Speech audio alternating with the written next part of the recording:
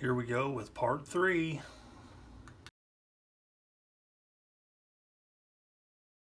Hi and welcome back to Plastic Models by Regular Dude and part number 3 of the Revell 1/32 scale Messerschmitt Bf109G-10. The last episode we got steps 1 through 11 complete. Ended up with this, including the pilot. So now we can move on to step number 12 and beyond, which is the fuselage. But before we do that, there's a few things we need to do beforehand. So the first thing I need to do is I need to cut these scoops off. Those are solid and therefore not entirely accurate.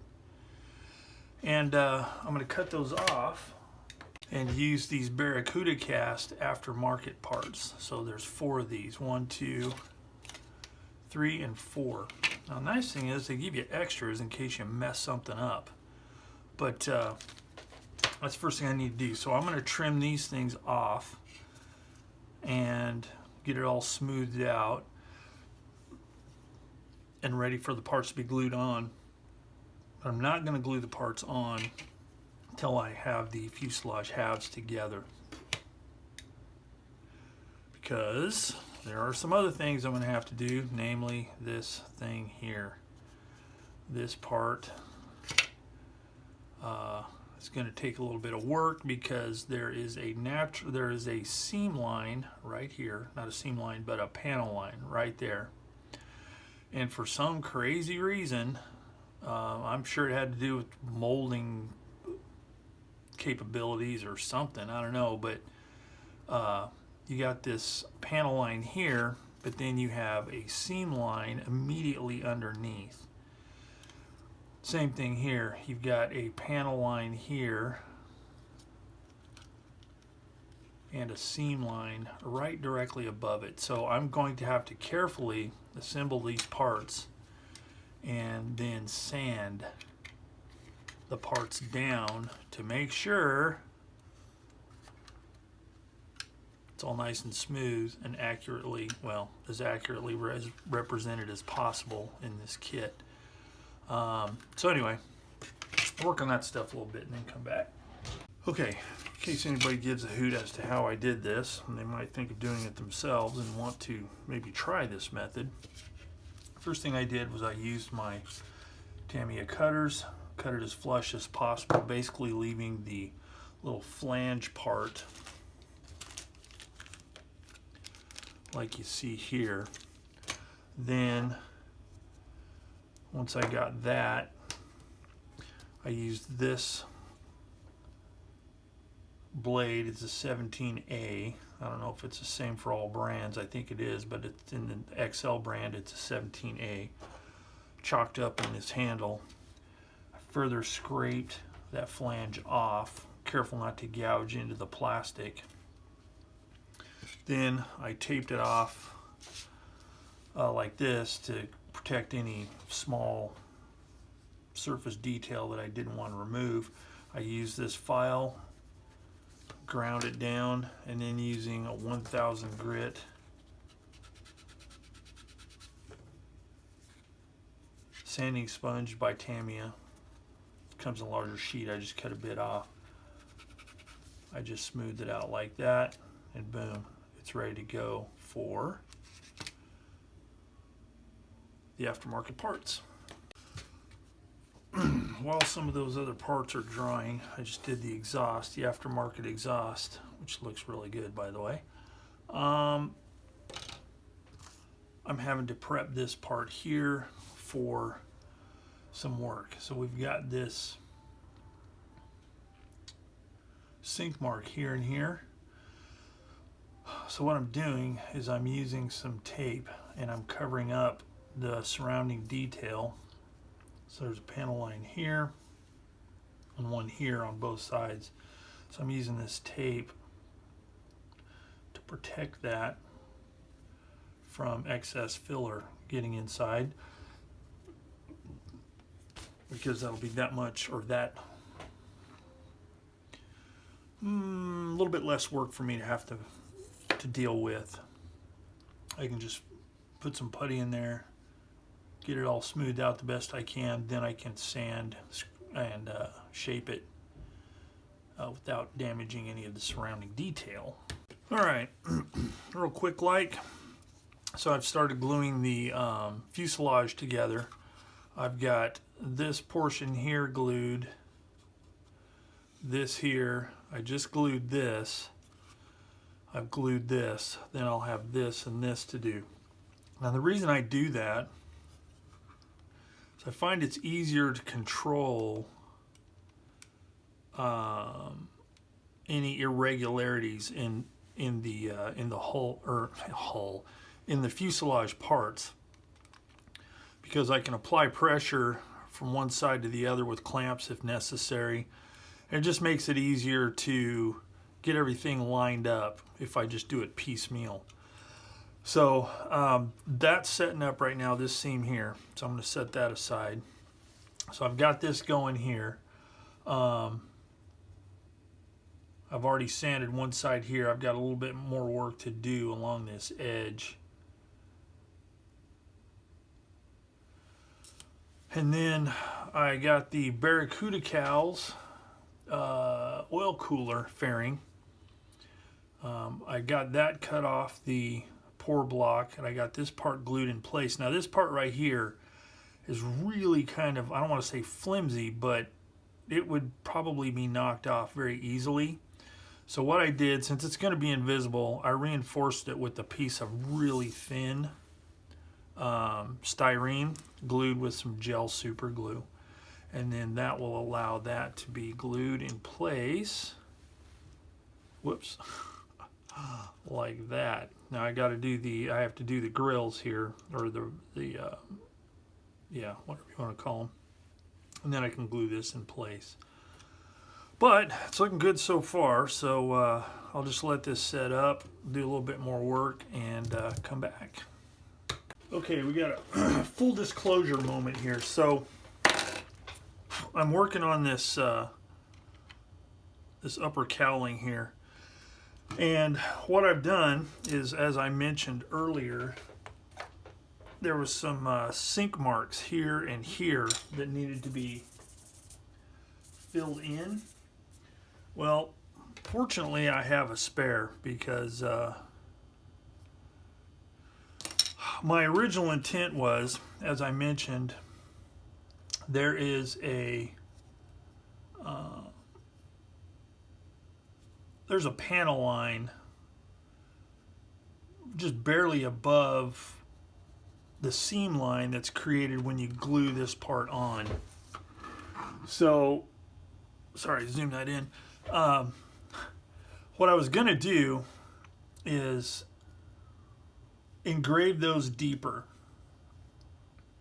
and that way whenever I glue this part in place, I would be able to sand away the panel line that doesn't belong, and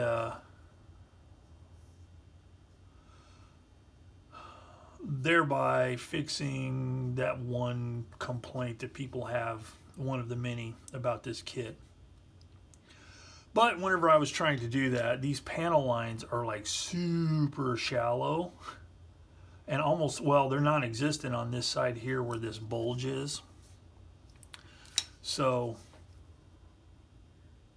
I you know, carved a pretty good wrong line in there. It skipped off, and just, so I was like, you know, I'm not going to deal with this.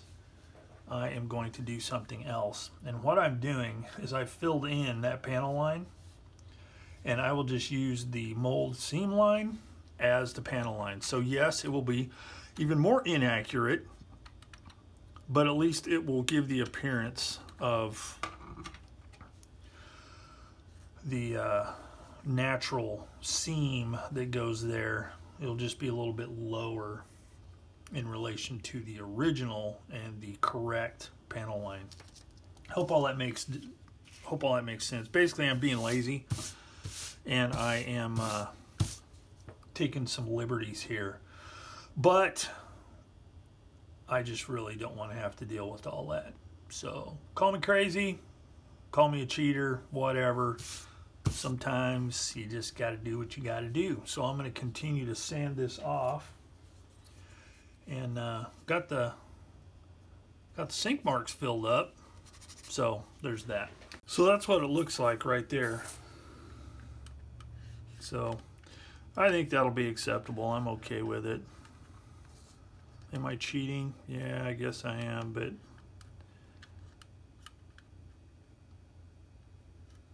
I'm okay with it because it'll, in the end, it'll still resemble a Bf109. Alrighty then. So I got this top, this gun cover glued in place rather nicely. However, I forgot to install the guns first. Fear not. This right here will do the trick. I've already put that one in place. It's just a matter of feeding them through here and through the hole. Just like that. Then simply hold it where gravity holds it in place. Take a little bit of cement, in this case to me extra thin, apply it thusly, use the tweezers to pull it against the stop, make sure it is aligned properly, both side to side and up and down.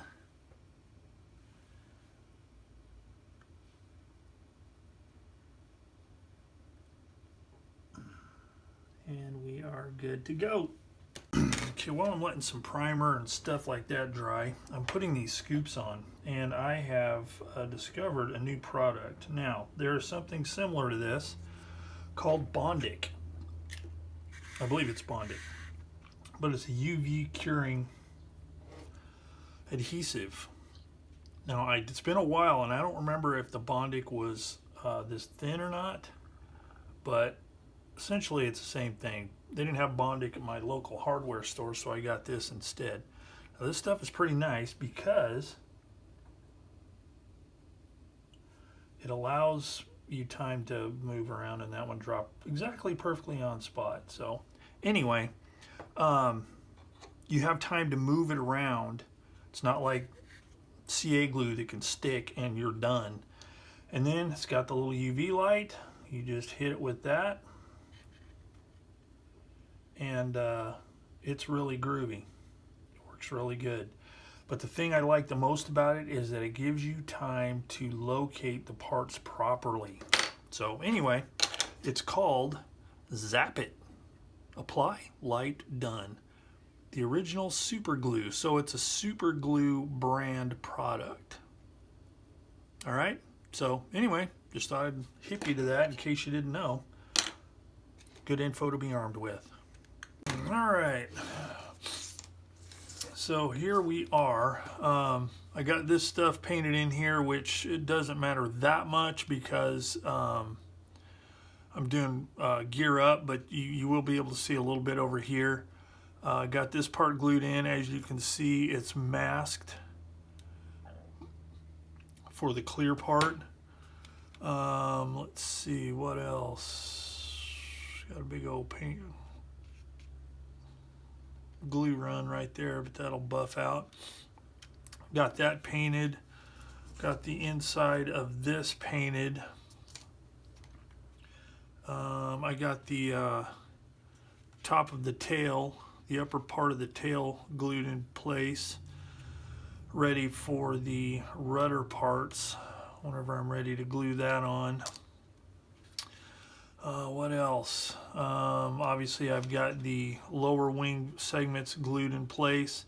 I had to use a little bit of filler here because the gap was noticeably wider than over here. So what I did is I taped off the screw or rivet detail, whatever it is. I taped that off, put some putty in there, put some putty on the back of the wing fairing and the front. So I'm going to let that dry overnight. Let's see.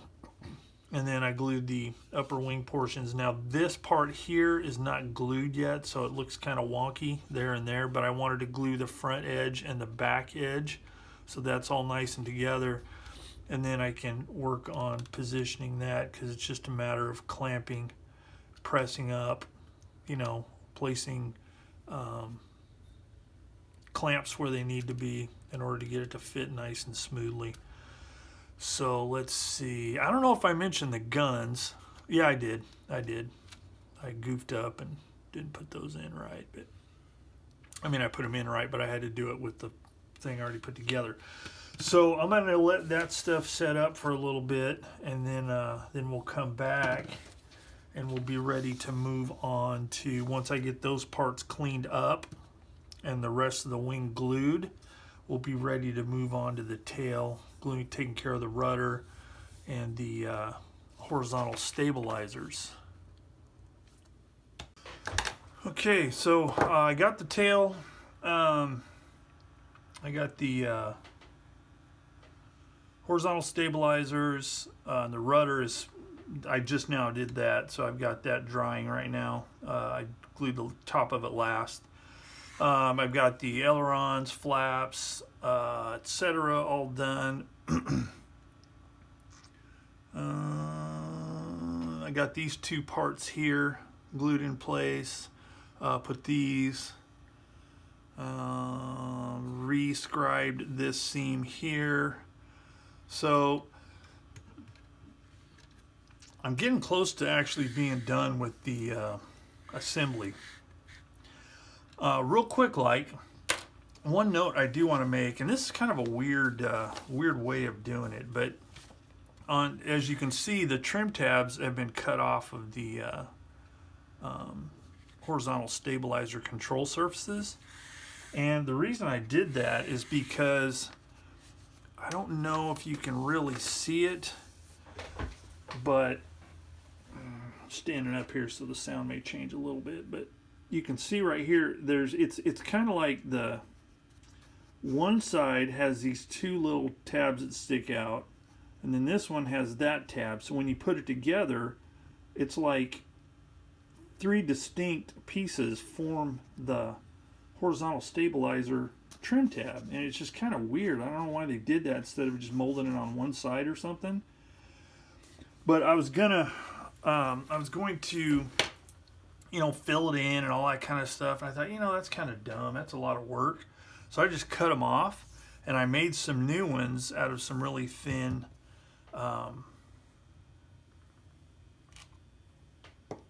plastic stock. So I've cut them out. I want to round those corners off just a little bit, but I can just basically, whoa.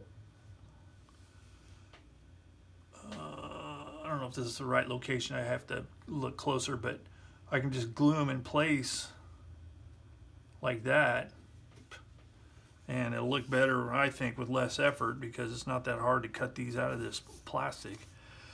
So that was just kind of weird, but you know, that's the way they did it. So I'm eventually, you know, once this here pretty quick, once I'm pretty much kind of done, like cleaning up wing roots and leading edge of the wings and stuff like that, I'm going to glue this in place because I don't want it to move around. And once I glue this actuator on here, let's see if it shows it. Where is it? Yeah, right here, this actuator or whatever it is. Once I glue that in the place, I don't want it popping off. You know, in actuality, I'm not going to be gluing that in place until probably one of the last things I do in the assembly, because I want to paint it first, because I'm going to have to do some masking, and I don't want to mess with knocking that thing off or having to mask around it. But I still need to finish cleaning up these leading edges. Right there, you can see there's some filler. I used the Tamiya, no, Mr. Hobby, Mr. White Putty. I used that because it was kind of a almost looked like a gouge, but I think it was due to the molding process. But I'll let that dry overnight really good, then I can sand it, and I'll finish it off with my flexi-file sander to make sure there's no flat spots. And then once I do that, I can glue the slats onto the wings. Whoops, I got that backwards. Get those glued on there. And what else? I have to glue this on still, and this. Again, those are things I want to do later because, you know, they'll be fairly easy to glue on and I don't have to worry about knocking anything off. I've got the wheels glued together. Again, I'm going to let those sit overnight because, you know, I put a little bit of extra glue on there and gave it a good squeeze to kind of get it to bubble out a little bit. That way I'll be able to clean it up, make a nice clean edge. Same with the tail wheel. And after that, it will be on to a few more external parts, and then I can start thinking about getting closer to paint, but I'll have to do the prop and spinner. But anyway, it's coming along. So I'm going to work some more on those other bits once this stuff is dried and is, you know, safe to be cleaned up and sanded and all that. And then I'll come back and we'll see where it sits. Real quick, like, since I got them glued on, there are the trim tabs on the horizontal stabilizers. Worked out great. All right. So I've got the fairing glued in, the intake for the supercharger has been glued on. I got the canopy and the windscreen glued and pre-painted with the interior color. Let's see, I've got the landing gear in.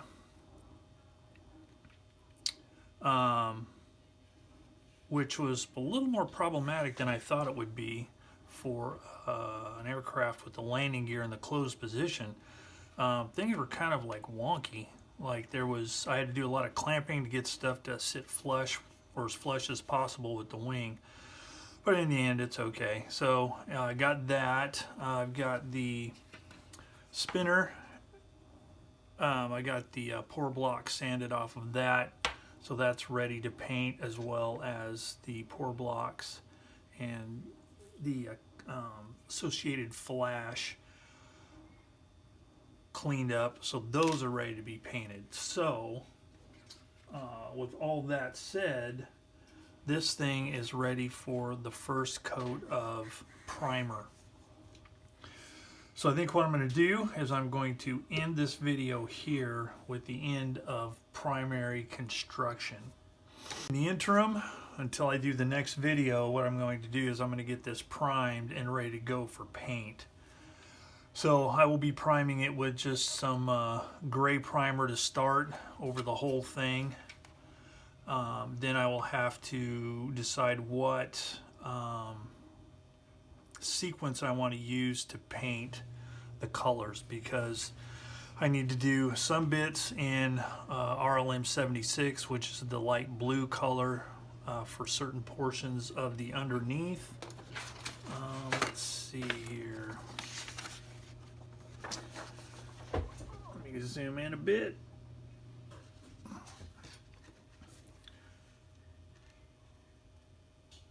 So we've got the ailerons, the wingtips, and the lower portion of the horizontal stabilizers. Those need to be painted in the blue, the RLM 76. Now it looks like the landing gear doors may be the same way, but I don't know. I'm gonna have to do a little bit of research. But then this part here, the lower part of the wing, the main part, that will be painted in a metallic color. So what I'm going to have to do is I'm going to have to, like I said, prime the whole thing in gray. Not so much this in here, but the lower fuselage, all the upper surfaces, etc. And then decide the sequence. So I'm going to have to paint the blue, which I may do that first since there's not very much of it. And then I will paint the, I think I will paint the metallic part. So what I'm going to have to do with that, so I'm going to have to spray that with a gloss black first, and then spray the metallic over it. Then I'll mask that off, paint this lower fuselage and the upper fuselage. And there's going to be a little bit of extra work to that because apparently with this particular aircraft, in this documentation here, it states that it was painted in a late or camouflage scheme, which was something like this, I believe, except for the tail and the cowling. That was in a different, even later scheme.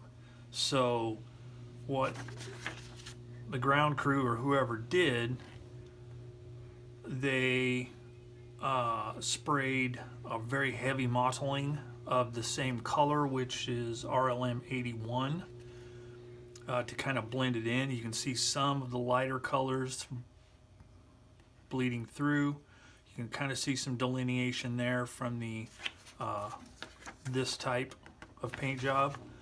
And then according to this, the upper wing was just solid RLM 81 with a straight leading edge demarcation. So all that said, there's going to be a lot of painting in the next video. So between this video and the next video, I'll get everything primed and ready to go for that. So with that, as always, thanks for watching Plastic Models by Regular Dude and the continuation of the Messerschmitt Bf109G-10 by Revell in 1/32 scale. If you like this video and you haven't done so yet, maybe subscribe. If you like the video, hit the like button and stay tuned for the next installment. So as always, thanks for watching, and I will see you all later.